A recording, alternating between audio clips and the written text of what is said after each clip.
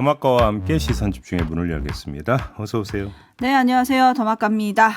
알권리님이 안녕하세요. 벌써 태풍의 기운이 느껴집니다. 시선 집중 가족 모두 안전하게 태풍을 이겨냅시다. 그러게요. 좀 주변 한번 다시 한번 살펴보시기 바랍니다.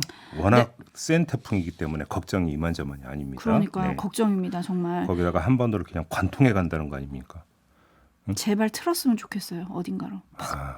이런 건 전혀 안 반가운데 그냥 저 멀리 가면 안 돼요. 그러니까요. 자체 소멸 이런 뉴스를 볼 수 있으면 좋겠다. 네. 하지만 아직은 그런 뉴스가 없기 때문에 저희가 다 각자 잘 준비를 해야겠죠. 네. 그리고 김민님이 항상 아침에 배송하면서 들었는데요. 오늘은 서울 가는 KTX에서 유튜브로 보고 있습니다. 오우. 새롭네요. 서울행을 휴가 얻으신 건가?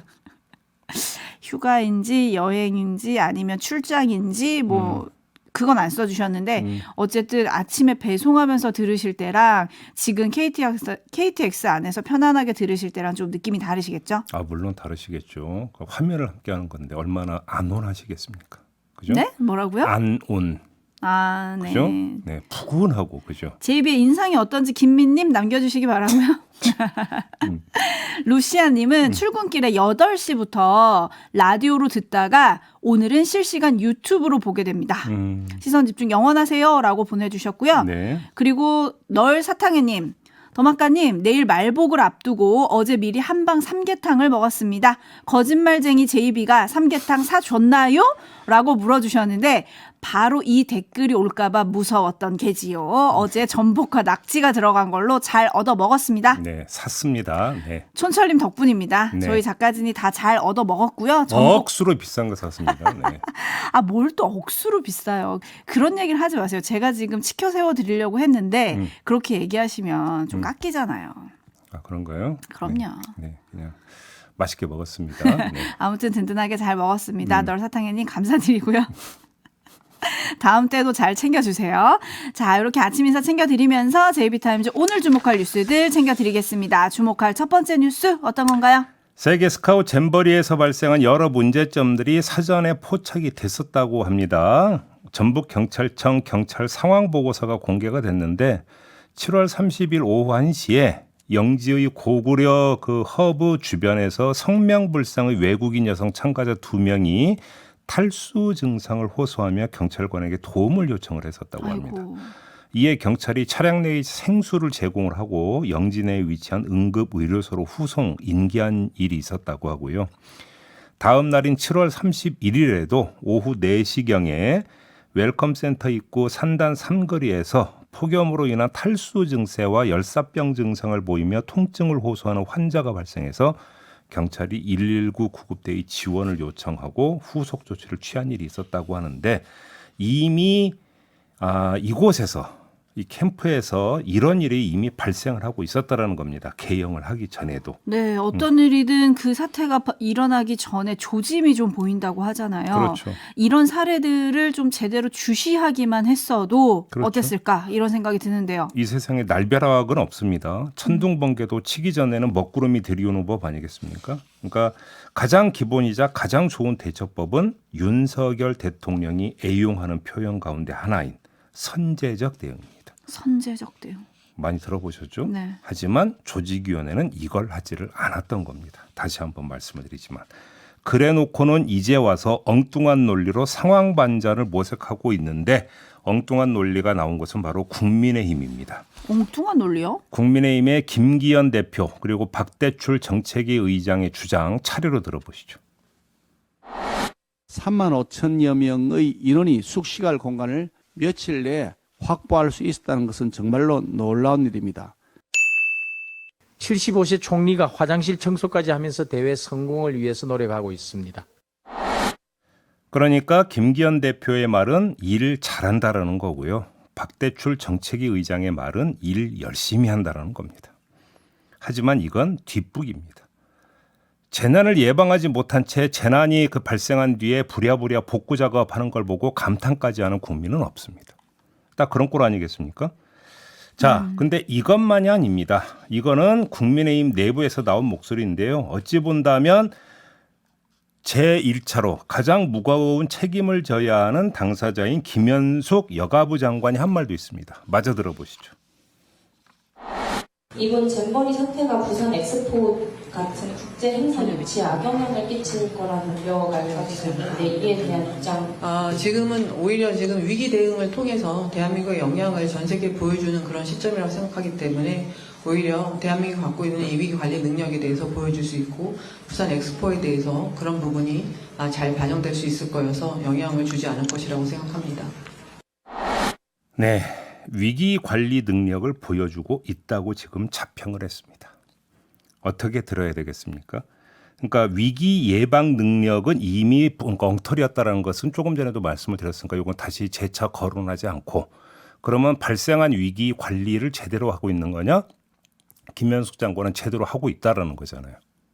본인 주장은. 그럼 제가 몇 가지 예만 들어볼까요? 자, K-팝 공연한다고 했는데 전주에서 한다, 상암에서 한다, 왔다 갔다 했던 건 뭡니까? 거기다가 갑자기 상암으로 결정이 되면서 축구 경기 하나 또 미뤄졌다면서요. 거기다가 지금 K-팝 공연에 어떤 그러면 그 스타들이 참가하는지도 아직도 다 미정이라면서요. 네? 그다음에 지금 그 잼버리에 참가했던 대원들 여기저기로 분산 수용을 하는 과정에서 통역들을 배치를 해야 되는데 통역도 제대로 좀 수급 못하고 있다는 뉴스 나왔거든요. 이게 무슨 위기관리 능력이 제대로 되고 있는 겁니까? 좀 낯뜨거운 어떤 자평이다 이런 말씀 드리겠습니다. 촌철님들이 네 글자로 정리를 해주시네요. 이거는 위기관리 능력 아니고요. 우왕좌왕, 갈팡질팡, 정신승리. 정신승리란 말이 딱 맞는 것 같네요. 네, 요렇게 촌철님들이 정리를 해주셨네요. 네.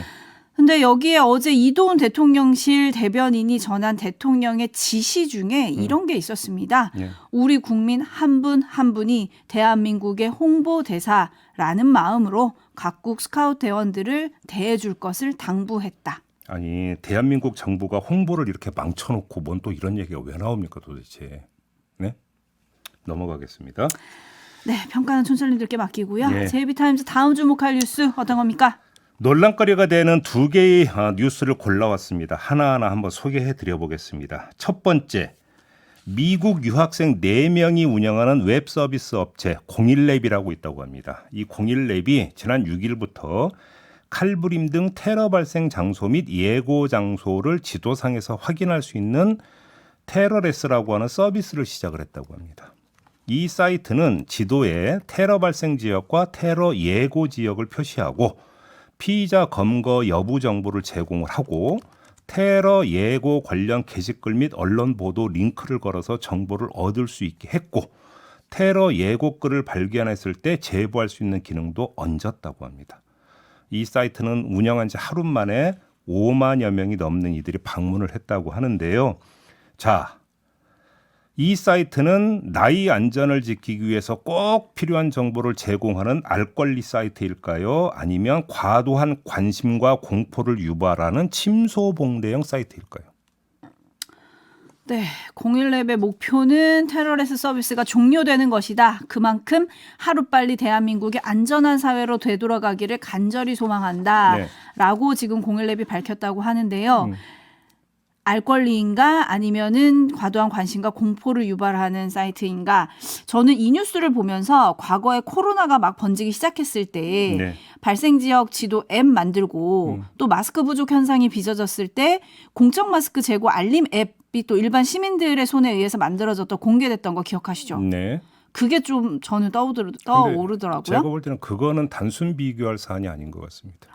왜 그러냐면 지금 이 사이트 같은 경우는 테러 예고 글을 올렸던 그래서 어디서 뭘 하겠다고 예고했던 그 장소까지 전부 다 지금 지도로 표시를 해놓고 있다라는 건데 예를 들어서 그 가운데 거의 상당 부분은 이미 검거가 된 상태에서 이런 것들을 지도로 표시를 하면 지금 대한민국의 상당 부분이 지금 테러 그러니까 위험 지역인 것처럼 오인될 수도 있다라는 점을 그러니까 지금 말씀을 드리는 겁니다. 그래서 침소봉대형 측면도 있는 거 아니냐.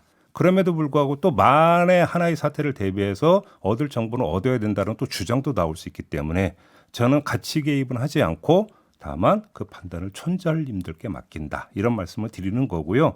네, 촌철님들의 평가는 굉장히 엇갈리시네요. 투투님은 알 권리 사이트입니다. 라고 해주셨고 제롬님은 침소봉대입니다.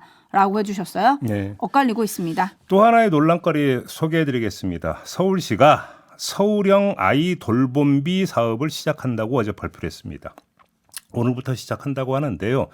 할아버지, 할머니, 삼촌, 이모, 고모 등 사촌 이내의 친인척이 육아를 돌봐주는 가정에 월 30만 원씩 돌봄 비용을 지원하겠다. 이런 사업입니다. 지원 대상은 만 24개월부터 36개월 이하 영아가 있는 가정으로 부모 2명과 자녀 1명으로 구성된 3인 가구 기준으로 월 소득이 665만 3천 원 이하여야 된다고 합니다. 지원 조건은 영아 1명 기준으로 월 40시간 이상 아이를 돌봐줘야 된다. 이런 조건이라고 하는데요. 자, 이 사업을 접하며 두 가지 생각이 교차를 했습니다. 국가가 담당해야 할 사회적 양육을 월 30만 원에 할아버지 할머니에게 넘기는 것이다라고 하는 삐딱한 생각. 반면에 어차피 피해갈 수 없는 황혼 육아라면 30만 원이라도 챙기는 게 낫다는 현실적 생각. 여러분들은 어떻게 생각하십니까? 역풍이다님이 근데 소득 기준은 왜 따집니까? 라고 해주셨고 조니비루님이 선거가 다가오네요. 라고 해주셨는데 네. 아름다운 독도님은 영아만요? 봉천사거리님 왜 24개월부터 36개월이죠? 그렇죠. 라고 여러 가지 질문들이 들어오고 있는데 저도 좀 더 삐딱한 시선을 타 보면 이게 이렇게 가르마를 탈 일이냐? 여기서 이제 줄 거면 다 주면 안 돼요? 그러면 이제 나오는 논리는 항상 똑같죠. 예산이 한정돼 있어서. 이런 거 아니겠습니까? 그렇군요. 근데 이게 저출산 대책의 개념으로 생각을 한다면 조금 더 폭넓게 봐도 되지 않을까요? 지금 촌철님들은 왜 이렇게 따지는 게 맞냐라는 의견들을 지금 많이 예산이 보내주고 한정돼 계시고요. 있어서. 뭘 어렵게 생각을 하세요. 네? 그러니까 뭐냐면 말 그대로 가려운 곳을 완벽하게 다 긁어주는 행정이 아니라 일단 보여주면서 시범적으로 하는 사업. 이렇게 이해를 해야 되는 거 아니겠습니까? 네, 그리고 헬레나님은 조부모 없는 사람은요?라고 해주셨는데, 이모, 고모, 삼촌.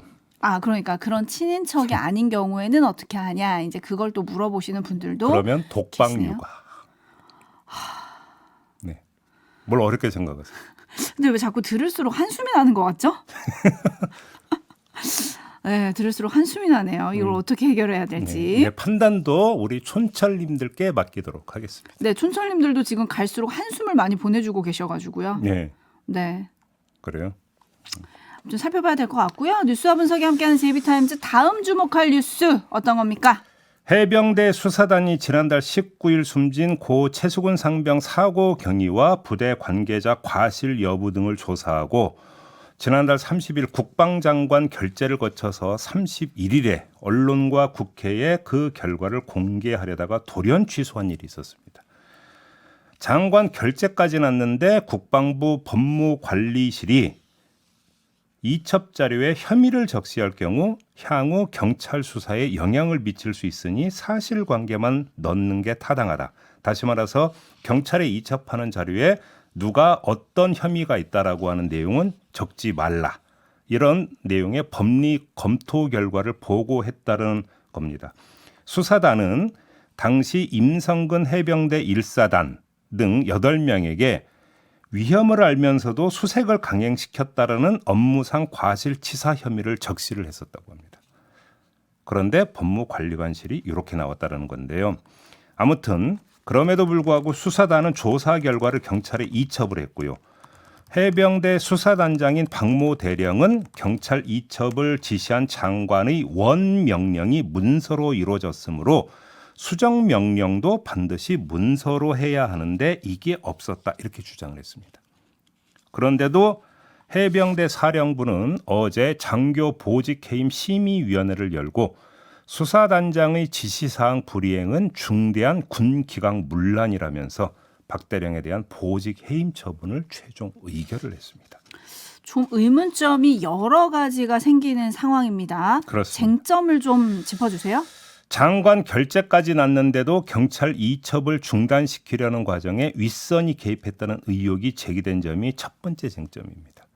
장관 결재까지도 무력화시킬 힘이라면 그것이 어디겠느냐, 용산 아니냐 이런 지금 문제 제기도 나오고 있는 상황입니다. 이게 첫 번째 쟁점이고요.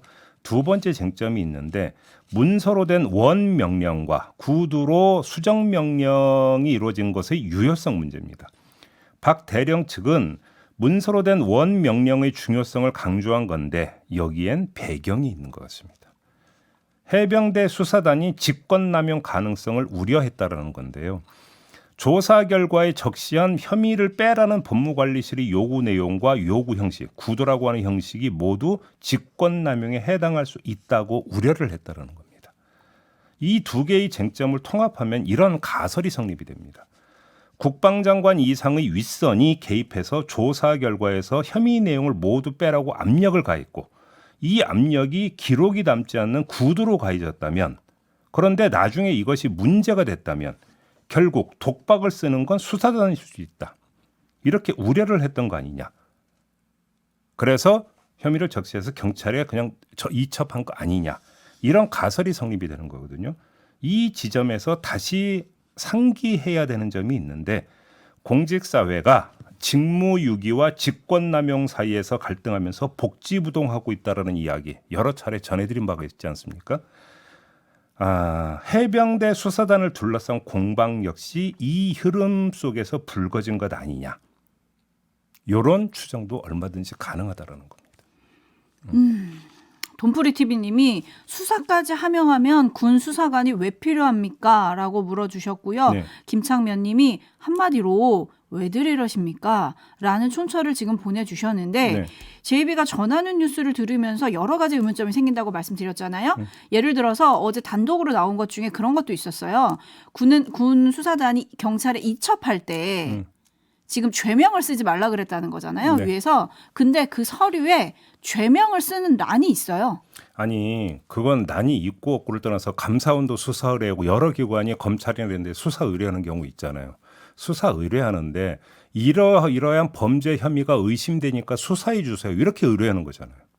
그건 상식이잖아요. 그럼 그걸 빼면 어떡하라는 건데요. 도대체. 네?